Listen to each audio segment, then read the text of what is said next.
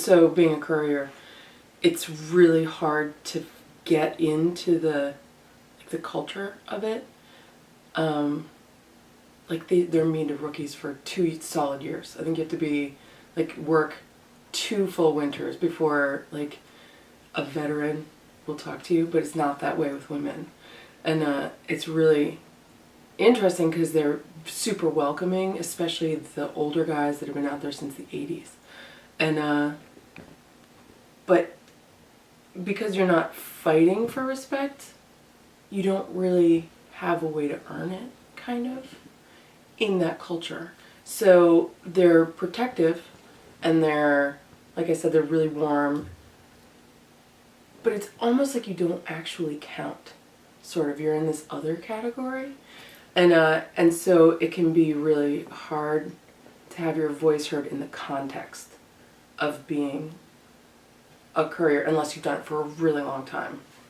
And there are women that certainly have done it for 20 years, and, you know, they're as valued as everyone. But it takes longer to actually get in because they're not mean to you. I was just talking at my kids' preschool about being a courier, and they were like, "What can you tell us?" And I was like, "Well, I can skim off the 98% that's sorted." And but I will say I quit. It's a really interesting process because when you ride 10 hours a day, it physiologically changes your perception of sensory input.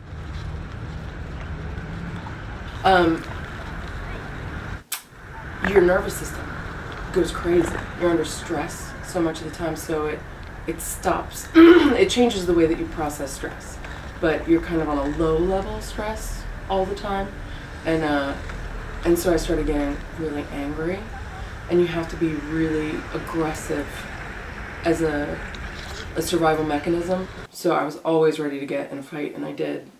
But look, this is my saddle. See that crazy? I bent the metal. It was an inauguration day, the day before Inauguration Day, George Bush's second, and I was headed to base, and it was the end of the day, and it was dusk, and it had been snowing, and I was looking at the White House, and there was this huge bank of brown fog coming toward me, and I was like, "What is that?" And I was really looking, and I hit a patch of ice, and my bike went sideways, and my tailbone twisted that piece of metal and broke my tailbone off. And I lived by RFK, and I rode home, and the next day I rode my bike all the way across town. It was all I was riding on a track bike, and I was going 1 mile an hour, sweating, and I rode all the way to GW, and they were like, "You should not be riding your bike." And I was like, "Why?" And she was like, "Because your tailbone is broken off, and it could slip and puncture your rectum." And I was like, "Oh." I was thinking about the one story I really couldn't tell at the preschool. One of the most remarkable things that happened, I was in Thomas Circle, and I was riding, and I wasn't even riding aggressively. And some guy leaned out of his car, and I think he called me a dyke, because that's for some reason I feel like dudes think that's the meanest thing they can say to a woman. And he spit on me. And I was just riding. I was literally just at work, in the thing. And I was so shocked that I chased him down on my bicycle. He was speeding, he saw me coming, and I chased him down, and I caught him. And I spit in his face in his car, and I lost my shit. And it scared me.